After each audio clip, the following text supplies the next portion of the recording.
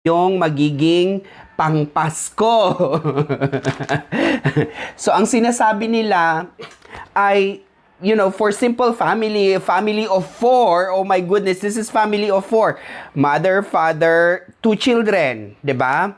At kung magmamacaroni daw kayo, macaroni salad, ito lang. Macaroni salad, which is 49 pesos. Mayonnaise, which is 65 pesos. Tama ba? O 59 pesos. Tapos, Alaska All-Purpose Cream, kasi ito na ang pinakamura kong nakita doon. All-Purpose Cream, 49 pesos. So, my God, ito lang ang macaroni. Ano to? DTI. Ito ang ipapakain mo sa simpleng Pilipino? Tapos, kung mag-aano daw kayo, kung mag-spaghetti kayo, ano ho, ang spaghetti ninyo is ito lang. Para daw makasave kayo, bilhin nyo na to. And cheese. Walang hotdog, walang ano-ano, basta ito lang. 'Di ba?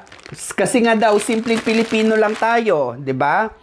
Tapos, bumili din ako ng eto. Kasi syempre, ano naman pangririkado natin dito? Sauce lang at saka cheese. Tapos ito at ito lang ang nakalagay. Wala nang iba pa. 'Di ba? Kasi nga simpleng Pilipino lang daw.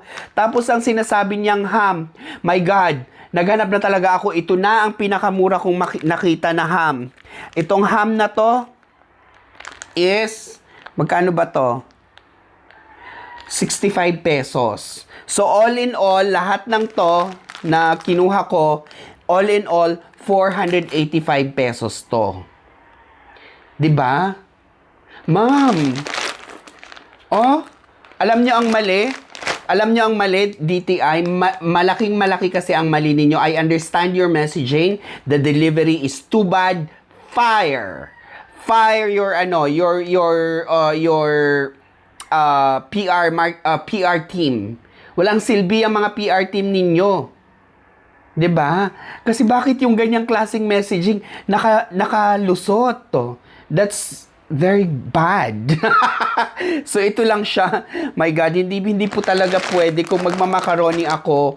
Alam ko hindi ako kasing yaman ng mga nasa DTI at mga nasa gobyerno na kumakamkam ng salapi ay hindi naman macaroni salad.